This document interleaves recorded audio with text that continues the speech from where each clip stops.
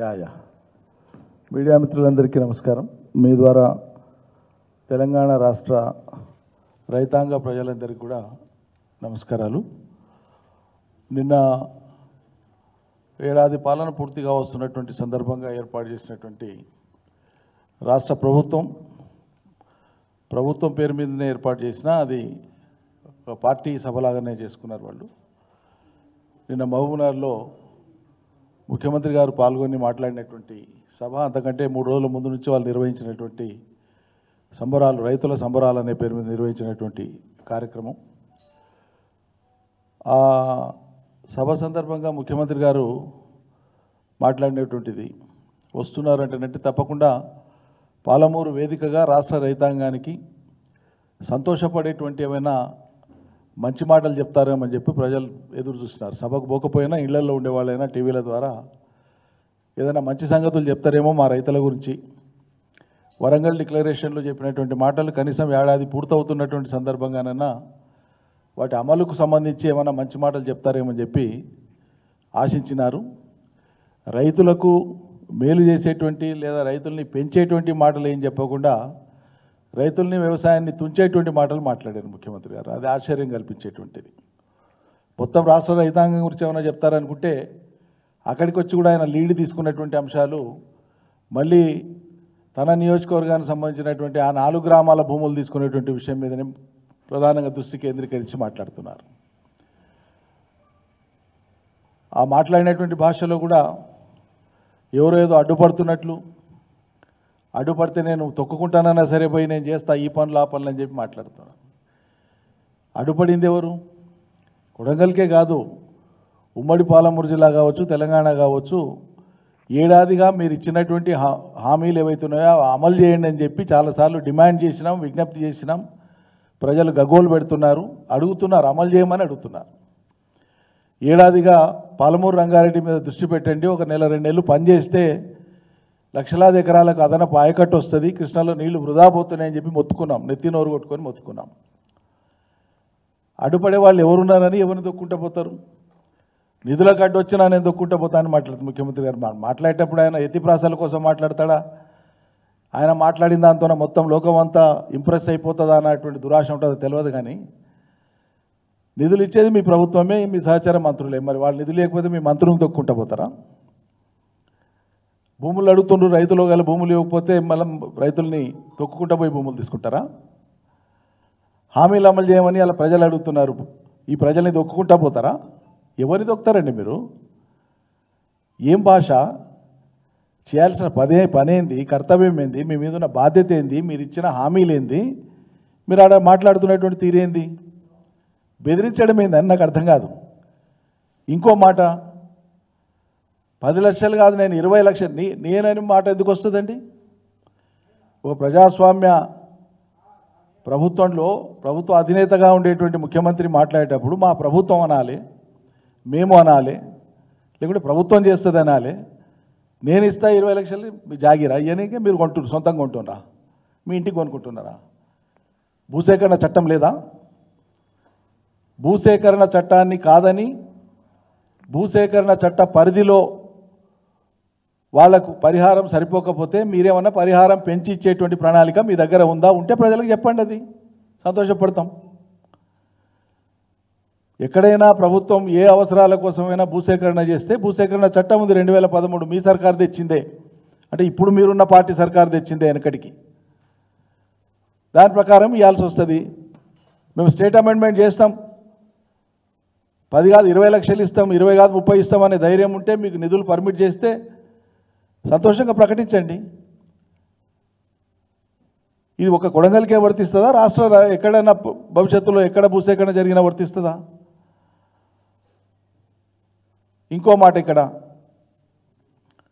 మీరేదో employment create చేయడం కోసం వెనుకబడిన కొడంగల్ లాంటి చోట నేను ఎంప్లాయ్మెంట్ క్రియేట్ చేసే ప్రయత్నం చేస్తే కొందరు అడ్డుపడుతున్నారు అంటే మాటలు ఎవ్వరు అడ్డుపడతలేరు.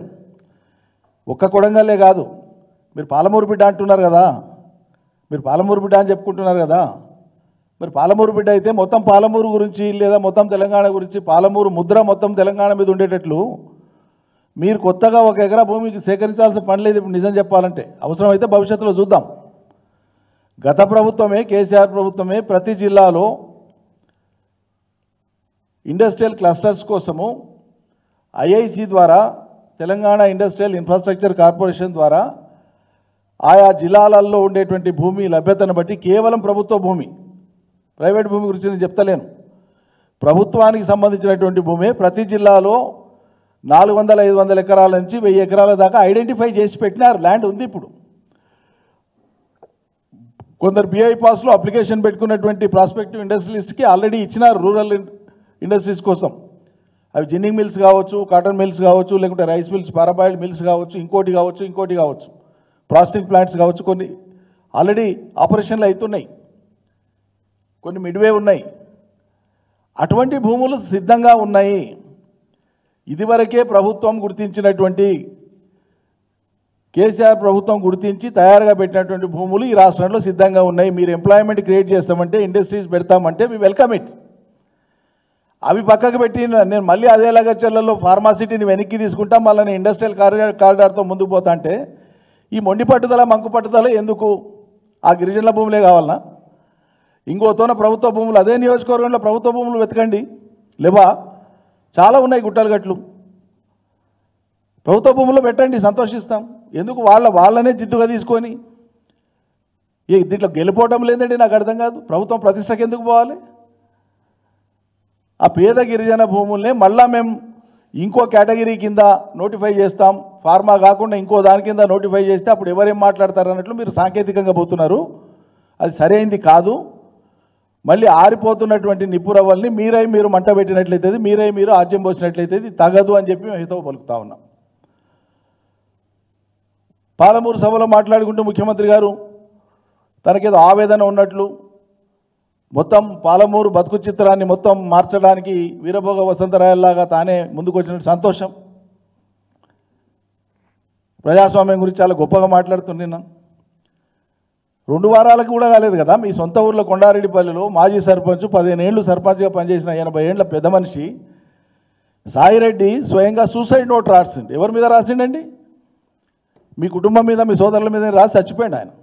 నిజం కాదా ఇది? పరామర్శకు పోవడానికి, ఆ కుటుంబాన్ని పరామర్శించడానికి బయట నుంచి పోయేటువంటి వాళ్లను గ్రామంలోకి రాకుండా కట్టడి చేసి, ఒక మనిషిని కూడా ఊర్లోకి ఎంటర్ కాకుండా చేసినటువంటి మీరు, మీ ప్రభుత్వము, మీ యంత్రాంగము పాలమూరులో వచ్చి ప్రజాస్వామ్యం గురించి మాట్లాడతారా? కొండారెడ్డిపల్లికి మాత్రం ప్రజాస్వామ్యం వర్తించదా? నేను చదువుకునేటప్పుడు ఊళ్ళో పాలమూరులో అప్పుడు బస్సులు పోతుండే, వలసలు పోతుండే, అవి మార్చనికే నేను వచ్చాను. మీరు మార్చేదేంటండి? వలసలు ఆపేసి పచ్చని పంటల పాలమూరును చేసింది మా ప్రభుత్వం. దానికి మీరు ఏం యాడ్ చేస్తారో చేయండి, ఎంత పెంచుతారో పెంచండి. ఇప్పుడు వచ్చి మీరేదో వలసల్ని ఆపుతా, వలసలు ఇప్పుడు లేవు. భారీ వలసలు ఎప్పుడో వెనక్కి వచ్చేసినాయి.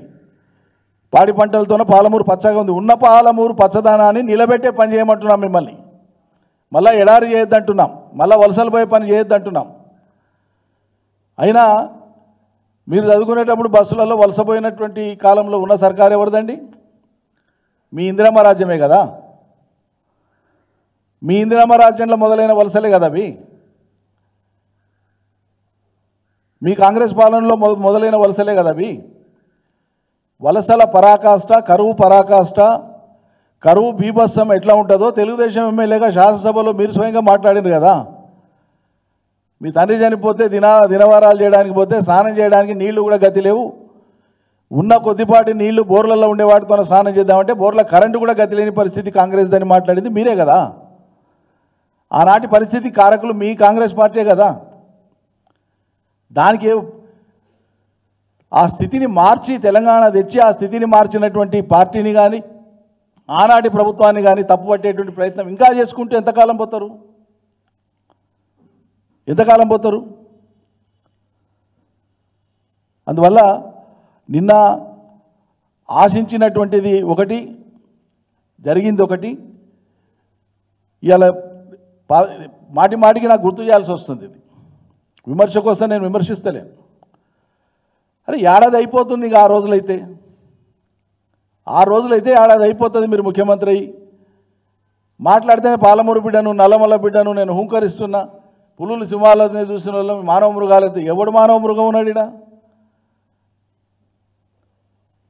మీ వీరత్వం ధీరత్వంతో మీ పనులలో చూపియండి, మీ శూరత్వం మీ పనులలో చూపియండి.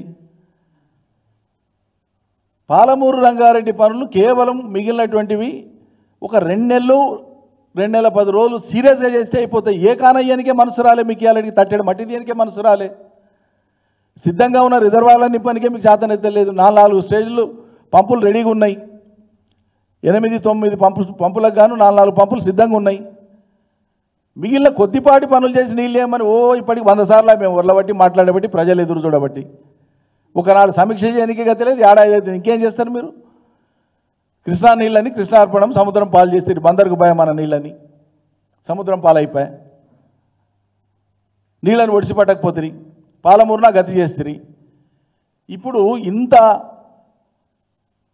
పెద్ద ఎత్తున వర్షాలు పడి భారీగా వరదలు వచ్చి ఒక్కొక్క రోజు సగటున ఒక 30-40 రోజులైతే సగటున 30 టీఎంసీల నీళ్లు సముద్రంలోకి పోయినాయి. కృష్ణానది నీళ్లు 25 నుంచి 30 టీఎంసీల నీళ్లు సముద్రం పాలైనాయి ఒక 30-40 రోజులు వరద సమయంలో. ఇంత వర్షాలు పడ్డా ఈరోజు పరిస్థితి ఏంటంటే శ్రీశైలంలో ఈ రాష్ట్ర రైతులందరూ గమనించాలి. రైతులలో కాంగ్రెస్ పార్టీ రైతులు కూడా ఉన్నారు, కాంగ్రెస్ ఓట్లు వేసిన రైతులు ఉన్నారు, కాంగ్రెస్ అభిమానులు ఉన్నారు. వాళ్ళు కూడా జాగ్రత్త వినాలని నేను మనవి చేస్తా ఉన్నా. శ్రీశైలంలో 215 నిల్వ టీఎంసీ మాత్రమే, కానీ ప్రతిరోజు ఎక్కిపారుతోంది. ప్రతిరోజు 20-30 టీఎంసీలు సముద్రం పాలవుతున్నాయి. అన్ని రోజులు కలిపి ఆంధ్ర ప్రభుత్వం ఇప్పటికీ సుమారు 400 టీఎంసీల నీళ్లను డ్రా చేసింది శ్రీశైలంలోకి వెళ్ళి. అటు హైడల్ పవర్ పేరు మీద కావచ్చు, పోతిరెడ్డిపాడు ద్వారా కావచ్చు, తెలుగంగ ద్వారా కావచ్చు, కృష్ణానది నుంచి శ్రీశైలం ద్వారా ఆంధ్ర ప్రభుత్వం ఇప్పటికే 400 టీఎంసీల నీళ్ళను డ్రా చేసింది. ఇప్పుడు వరద లేదు. శ్రీశైలంలో ఉండేటువంటి నిల్వ 130 టీఎంసీలకు పడిపోయింది. ఇప్పుడు ఈరోజు 130 టీఎంసీల నిల్వ సామర్థ్యం శ్రీశైలం. ఇంత బ్రహ్మాండంగా వానకాలం వచ్చి ఇంత వరద వచ్చి ఇన్ని నీళ్ళు వచ్చిన సంవత్సరంలో రైతులు ఏం ఆశిస్తారు? పాలమూరు రైతులు ఏం ఆశిస్తారు? నువ్వు పాలమూరు రంగారెడ్డి ఎట్లా చేయకపోతే ఇవి పని అమల్లో ఉండేటువంటి కేఎల్ఐ కన్నా నీళ్ళు అందాలి కదా. మరి ఇప్పుడు యాసంగిలో కేఎల్ఐ ద్వారా నీళ్ళు రావాలని రైతులు ఆశిస్తారు కదా. జూరాల మీద ఆధారపడినటువంటి భీమా, నెట్టెంపాడు, కోయిల్ సాగర్ వాళ్ళు ఆశిస్తారు కదా నీళ్ళు రావాలని యాసంగికి. యాసంగి ప్రణాళిక ఏది? నువ్వు యాసంగికి ఇప్పుడు రైతులు వేసుకోవాలన్నా వేసుకోవద్దా? వేసుకుంటే మరి 130 టీఎంసీలతోనే ఏడ సరిపోతుంది? అవతల ఆంధ్రోళ్ళు వాళ్ళు గుంజేది వాళ్ళు గుంజుతూ ఉన్నారు. హైడల్ పవర్ చీప్ కాబట్టి ఈ రాష్ట్రం ఆ రాష్ట్రం హైడల్ పవర్ను జనరేట్ చేస్తూనే ఉంది, నీళ్ళు పోతూనే ఉన్నాయి. పవర్కి ప్రత్యామ్నాయం ఉంది. ₹1 ఎక్కువ ఖర్చు పెట్టినా ఇంకో పవర్ వస్తుంది మనకు. కానీ నీళ్ళు వస్తాయా? ఉన్న నీళ్ళని పోగొట్టుకొని సేద్యం బంద్ పెడదామా యాసంగిన? మీరు లెక్కలేసుకుంటే హైడల్ పవర్ కంటే మిగతా అన్ని పవర్లు కూడా కాస్ట్లీ. హైడల్ పవర్ చీప్ కాబట్టి మేము చీప్ ఉంది కాబట్టి ప్రొడ్యూస్ చేస్తున్నాం అంటారు. మరి నీళ్ళు ఎక్కడి నుంచి వస్తాయి? యాసంగికి నీళ్లు కావాలంటే నీళ్లు ఒడిసి పట్టుకోవాలన్నా లేదా? నీళ్ళు ఆదా చేసుకోవాలన్నా లేదా? మరి రైతుల ప్రయోజనం మీకు ఉన్నట్లా? రైతు సంబరాలు చేస్తున్నారు కదా. పాలమూరు రైతులకు యాసంగి పంట వేసుకోవాలన్నా వేసుకోవద్దా చెప్పి రావాలి కదా. మరి సంబరాలు చేసినప్పుడు వానాకాలం సీజన్ అయ్యేపాయి, 70% హార్వెస్టింగ్ అయిపోయింది. ఇప్పటికే యాసంగికి తయారవుతున్నారు రైతులు. యాసంగి రైతు భరోసా గురించి ఏం చెప్పకపోతే నిన్న యాసంగి పంటలు వేసుకోవాలన్నా లేదా, నీళ్ళు ఇస్తావా లేదా చెప్పకపోతే. అంటే ఎక్కడ మీకు ముందు చూపున్నట్లు? ఏ ముందు చూపుతో మీరు పాలమూరు రైతులకు కానీ తెలంగాణ రైతులకు కానీ మీరు దారి చూపిస్తున్నారు లేదా భరోసా ఇస్తున్నారు? ఇంకో ముఖ్యమైనటువంటిది, ఈ సన్నబొడ్లకు సర్కారు కొంటది మేము బోనస్ ఇస్తాం, సర్కారు కొంటది మేము బోనస్ ఇస్తామని ఆశలు పెట్టి తీరా వీళ్ళు చేస్తున్నది చేసింది, ఇదివరకు చేసింది ఇప్పుడు ఇంకా చేస్తున్నది కళాలల్లా. వడ్లు వస్తే సంచులు లేవని, కాంటాలు అయితే లేవని, మిల్లర్లు ఆపుతున్నారని రకరకాల కారణాలు చెప్పి కల్లాలకు ఒడ్లు తీసుకుపోయినటువంటి రైతులు పడిగాపులు కాసేటట్లు చేసిండ్రు. ఒక ఉద్దేశపూర్వకంగా పథకం ప్రకారంగా. అంటే మాయిశ్చర్ మొత్తం పోయినాక కూడా ఏమీ లేకుండా 0 మాయిశ్చర్కి వచ్చినాక కూడా 14% పర్మిసిబుల్. 0 మాయిశ్చర్ ఉంటే కూడా, అంటే అసలు ఇక మాయిశ్చర్ కంటెంటే లేదు దాంట్లో, కంప్లీట్గా 100% డ్రై అయినాయి అనుకునేటువంటివి ఉంటే రైతుకు తూకం తగ్గిపోతుంది. 14% అంటే ఎంత తగ్గిపోతుంది? ఇక దీనికి బోర్ల పోసేది ఎందుకని చెప్పి దళారులను మిల్లర్లను ఆశ్రయించి 2300 2400లకు రైతులు అమ్ముకున్నారు చాలా మటుకు. అంటే వీళ్ళ ఉద్దేశం ఏంది? ఇస్తాము కొంటామని చెప్పడమే కానీ ఎక్కువ మంది కొనుగోళ్లకు రాకుండా నివారించే పరోక్ష మార్గాలు ఏంది అనేది వెతికి దాన్ని అమలు చేశారు. ఈ ఏడాది కాలంలో కరెంటు అస్తవ్యస్తంగా వచ్చిన కారణంగా రాత్రిపూట మోటార్లకు పోయి పాములు కరిసి కరెంటు షార్ట్లు తగిలి పురుగుమందు దాగి రకరకాలుగా సుమారు 565 మంది రైతుల మరణాలైనాయి నిన్నటి దాకా. ఈ సర్కారు కొలువు తీరినప్పటి నుంచి ఇప్పటిదాకా జరిగినటువంటి రైతు మరణాలు 565. ఇవి రికార్డులో ఉన్నాయి, మీడియాలో వచ్చినాయి నమోదైనటువంటి మరణాలు ఇవన్నీ కూడా. పత్తి 7,521 రూపాయ కనీస మద్దతు ధర ఉంటే తెలంగాణలో 5,000కు మించి రైతులు అమ్ముకోలేకపోయారు సగటున. ఒత్తున 5,500 అమ్ముకున్నారు, ఒత్తున 4,800 అమ్ముకున్నారు. సగటున 5,000 రూపాయలకు మించి క్వింటాల్ పత్తి అమ్ముకోలేదు తెలంగాణ రైతులు. ఎంఎస్పి మళ్ళీ 7,521 రూపాయలకు అమ్మాలి కదా, ఎందుకు చర్యలు తీసుకోలే? మరి కేసీఆర్ సర్కారులో మేము సీసీఐని దారిలో పెట్టి జిన్నింగ్ మిల్స్ వాళ్ళని దారిలో పెట్టి కాటన్ ట్రేడర్స్ని దారిలో పెట్టి ఎంఎస్పి కంటే ₹1 తక్కువ పోకుండా మేము ఎందుకు అమ్మిపించినాం, మళ్ళీ మీరు ఎందుకు అమ్మిపోయలేకపోయినరు? మీరు ఎందుకు ఇవ్వలేకపోయినరు? మక్కలకి ఏది మద్దతు ధర మీరు ప్రకటించినటువంటిది? మరణించిన రైతుల బీమా ఎందుకు జమ కావట్లేదు? అడ్వర్టైజ్మెంట్లలో జమ అవుతుంది రైతుల బీమాకి ఇంత అని, రైతుల ఖాతాలకు ఎందుకు జమ కాలేదండి? ఈ కొనుగోళ్లు, ఉచిత కరెంటు ఇవేదో మీరు వచ్చినాక కొత్తగా ప్రారంభించినట్లు కొత్త వేషం వేసి చూపించే ప్రయత్నం చేస్తున్నారు. అవన్నీ అడ్వర్టైజ్మెంట్లలో లెక్కలేసి ఏడాదికి రైతులకు 60,000 కోట్లు ఖర్చు చేసిన రైతు సర్కార్ అని చెప్పి గొప్పలు చెప్పుకుంటున్నారు.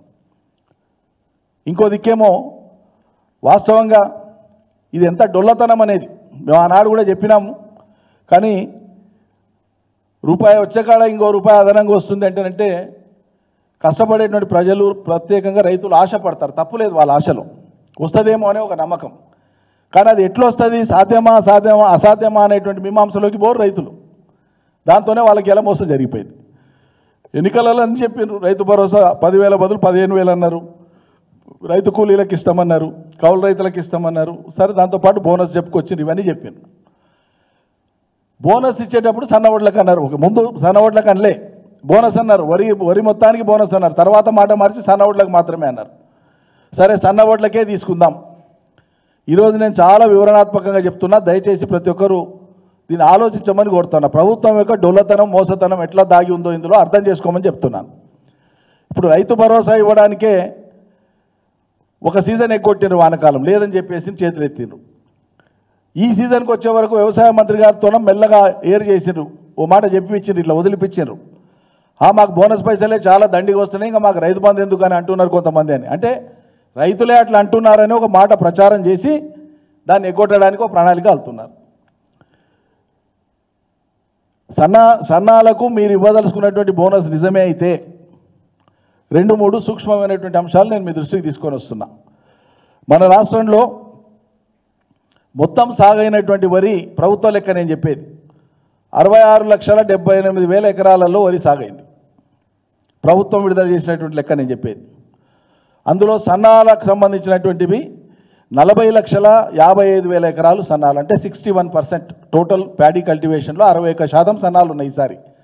ఎందుకు వేసిండ్రు సన్నాలు రైతులు ఎక్కువ? ప్రభుత్వం బోనస్ ఇస్తుందన్నందుకు ఆశపడేసిండ్రు. ఇందులో సీడ్ కోసం ఉండేటువంటి, అంటే విత్తనాల కోసం పోయేటువంటి మార్కెట్కి అమ్మకానికి రాకుండా విత్తన సంస్థలకు, ప్రైవేట్ కానీ ప్రభుత్వం కానీ విత్తన సంస్థలకు అమ్మేటువంటి వరి సుమారు 4.5 లక్షల ఎకరాలలో ఉంటుంది. అంటే అప్పుడు మనకు మిగిలేది నికరంగా 36 లక్షల ఎకరాలలో ఉండేటువంటి వరి ఉంటుంది. ఏది మార్కెట్కి వచ్చేటువంటిది సన్నాలది. 36 లక్షల ఎకరాల వరి సన్నాలు ఒకవేళ మార్కెట్కి వస్తే ప్రభుత్వం రావాలనే కదా ఆశించింది. 500 మేము బోనస్ ఇస్తామనే కదా వాళ్ళు ఇన్వైట్ చేసింది, ఆహ్వానించింది. ప్రభుత్వం ఇచ్చేటువంటి సగటు ఉత్పత్తి 1 ఎకరాకు సరాసరి 2.2 టన్స్, అంటే 22 క్వింటాలు. వాస్తవంగా 25-30-35 క్వింటాలు వస్తాయి రైతులకు, బాగా పండించే వాళ్ళకు. కానీ సగటు తీసుకునేది ప్రభుత్వం లోయెస్ట్ యావరేజ్ తీసుకున్నది. అతి తక్కువ వస్తే కూడా గరిష్ట ఎంత వస్తుంది అంటే కనిష్టంగా 22 క్వింటాలు వస్తుంది ఎకరాకు అని తీసుకున్నది సర్కారు తీసుకున్న లెక్క. అది చాలా తక్కువ. ఆ లెక్క తీసుకుంటే 36 లక్షల ఎకరాలలో ఎకరాకు 22 లక్షల క్వింటాల చొప్పున వస్తే సుమారు ఇది 80 లక్షల మెట్రిక్ టన్నులు, సుమారు దగ్గర 80 లక్షల మెట్రిక్ టన్నుల ఉత్పత్తి వస్తుంది సన్న వడ్లు. ఇందులో పండించినటువంటి రైతులు తమ కోసం, సన్న చిన్నకారు రైతులు మొత్తం అమ్మేస్తారు, ఉంచుకోరు వాస్తవంగా, ఎందుకంటే కంట్రోల్ బియ్యం వస్తాయని, కంట్రోల్ బియ్యం కూడా సన్నగా వస్తున్నాయని వాళ్ళు మొత్తం బియ్యం అమ్మేస్తారు, మొత్తం వడ్లు అమ్మేస్తారు. మధ్యతరగతి ఎగువ మధ్యతరగతి వాళ్ళు కనుక ఒకవేళ ఉంచుకున్నారనుకుంటే కూడా ఒక 10 లక్షల మెట్రిక్ టన్నులు వాళ్ళు ఉంచుకుంటే అప్పటికి ఉత్పత్తి అయినటువంటి దాంట్లో సుమారు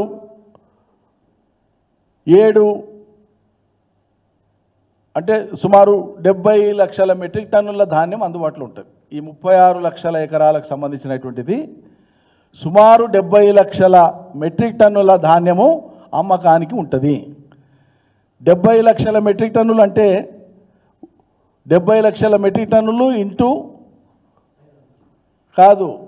22 క్వింటాలు వేయండి, ఒక టన్నుకు 10 కదా,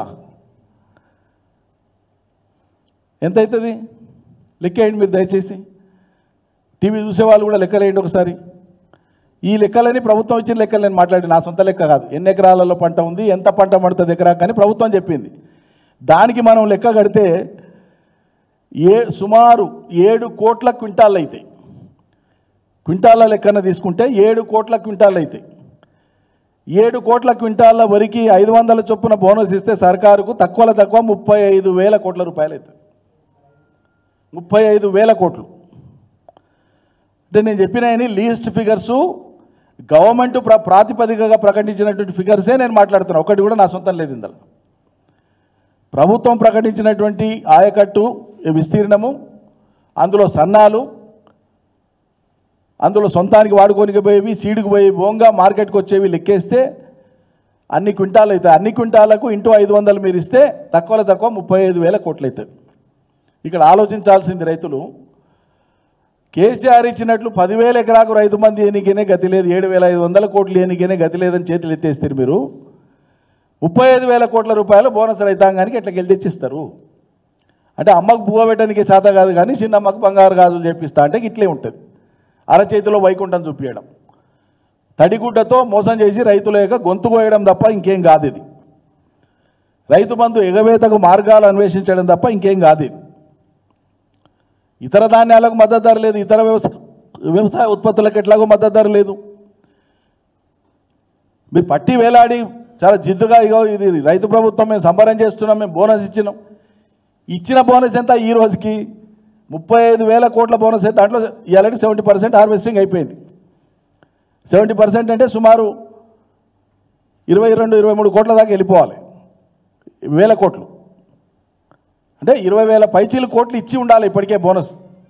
ఇప్పటికి ఇచ్చింది ఎంతనండి రాష్ట్ర ప్రభుత్వం? 30 కోట్ల రూపాయలు ఇచ్చింది, జస్ట్ 30 crores. అంటే ఏ ఒక ఊరికో ఊరిలోని 4-5 గ్రామాలకు సరిపోయినంత బోనస్ కాదు. మీరు 5 ఎకరాలు ఉన్నారైతే మీరే అనుకోండి, ప్రెస్ మిత్రులు మీలో చాలామందికి వ్యవసాయం ఉండొచ్చు, ఎకరా 2 ఎకరాలు 3 ఎకరాలు 4 ఎకరాలు. మీకు 60-70 క్వింటాలు అయితే మీకు ఎంత రావాలండి బోనస్? ఒక 60 క్వింటాలు అయినా ఎంత రావాలి? మీరు 30,000 రూపాయలు రావాలి మీకు బోనస్. పడ్డదా మీలో ఎవరికన్నా? ఇదే విచిత్రం. అంటే ఒక వ్యక్తి తప్పు చెప్తేనో అబద్ధం చెప్తేనో అవతల వ్యక్తికి ఒక అవగాహన వస్తుంది, అరే నేను అబద్ధం చెప్పి ఇంకోసారి నమ్మొద్దు అనుకుంటా. ప్రభుత్వం ఎట్లా చెప్తుందండి నాకు అర్థం కాదు. ఇంత మోసపూరితంగా ఎట్లా మాట్లాడుతుంది? ఏం ధైర్యము? ఏం లెక్కలేసుకొని చెప్పిండు మీరు ఆనాడు ప్రజలకు హామీ ఇచ్చేటప్పుడు? సాధ్యాసాధ్యాల గురించి మీరు రైతాంగానికి చెప్పిన అసలు మేము చెప్తామంటే అధికార పార్టీగా ఆ రోజు కేసీఆర్ కంటే మేము నువ్వు ఏది ఎత్తు దానికంటే మేము ఎక్కిస్తున్నామని ఉరుకురుకులాడి రంకెలేసి మాట్లాడుతుంది. పొట్లకిద్ద రంకెలేసినట్లే ఉండే అలా ఏం కానే కాదు, మేము అద్భుతం చేసి చూపిస్తాం, చేతిలో పెట్టి చూపిస్తామని చెప్తుంది. ఎక్కడుంది మరి? ఈ మొత్తం పాలనా వైఫల్యాలని, ముందు చూపు లేనటువంటి తనాన్ని మేము ఎప్పటికప్పుడు ఎత్తు చూపిస్తున్నాం. ప్రారంభం నుంచి కూడా సరి చేసుకోమంటున్నాం, మీరు ఇచ్చిన హామీలు అమలు చేయమంటున్నాం. వీటి మీద సమయోచితంగా తెలంగాణ సమాజానికి బాసటగా నిలవవలసినటువంటి మేధావులు అనుకునేటువంటి వాళ్ళు, మేము నిష్పక్షపాతము ప్రజల పక్షమే అనుకునేటువంటి మేధావులు చాలామంది ఉన్నారు. వాళ్ళ సైద్ధాంతిక ప్రాతిపదికలు ఏమున్నప్పటికీ కూడా మేము ప్రజల పక్షానే అని మాట్లాడిన వాళ్ళు ఉన్నారు. లగచర్ల విషయంలో మాట్లాడరు. ముచ్చటగా 3 ఎన్కౌంటర్లైన ఇవాళ ములుగుతో జరిగింది మొదలు పెడితే, కేసీఆర్ సర్కార్లో 10 ఏళ్లలో తెలంగాణలో ఎన్కౌంటర్ల పరిస్థితే లేదు కదా. మరి ఎట్లా పునరుద్ధరించబడ్డాయి ఎన్కౌంటర్లు? ప్రొఫెసర్ కోదండరామ్, ప్రొఫెసర్ బాలగోపాల్, ఆకునూరు మురళి తదితర మేధావులందరూ కూడా ఏం భరోసా ఇస్తున్నారు ఇవాళ తెలంగాణ సమాజానికి? అంటే కేంద్ర బిందువు ఒకటే, కేసీఆర్ను వ్యతిరేకించడం కోసం ఈ ప్రపంచంలో అన్నింటికీ రాజీ పడతామనేటువంటి ఈ రాజీతత్వం ఏందండి? ప్రజల పక్షం అది. కేసీఆర్ లేరు కదా ఇప్పుడు, ఉన్నది ప్రజాప్రభుత్వం అని వాళ్ళు చెప్పుకుంటుంటే మీరు కూడా సపోర్ట్లు కొడుతున్నారు కదా. మరి ప్రజాప్రభుత్వం యొక్క నిర్వహణ మీద మీ నోరెందుకో వెలగదు? దయచేసి రాష్ట్ర రైతులు ప్రత్యేకంగా ఇంకా భ్రమలు మీరు పెట్టుకోకండి ఈ సర్కారు మీద.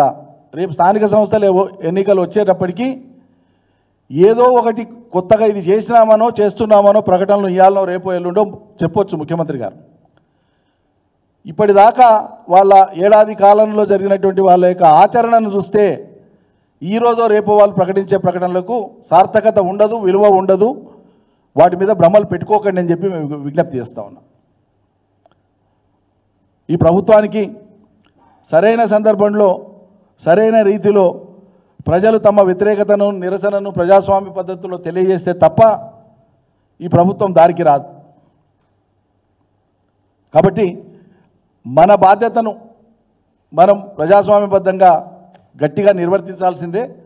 భ్రమలకు గురి కావద్దు అనేటువంటి విషయాన్ని మరొకసారి తెలియజేస్తూ ఆలోచించమని నేను రైతాంగానికి విజ్ఞప్తి చేస్తున్నా. జై తెలంగాణ. Thank you.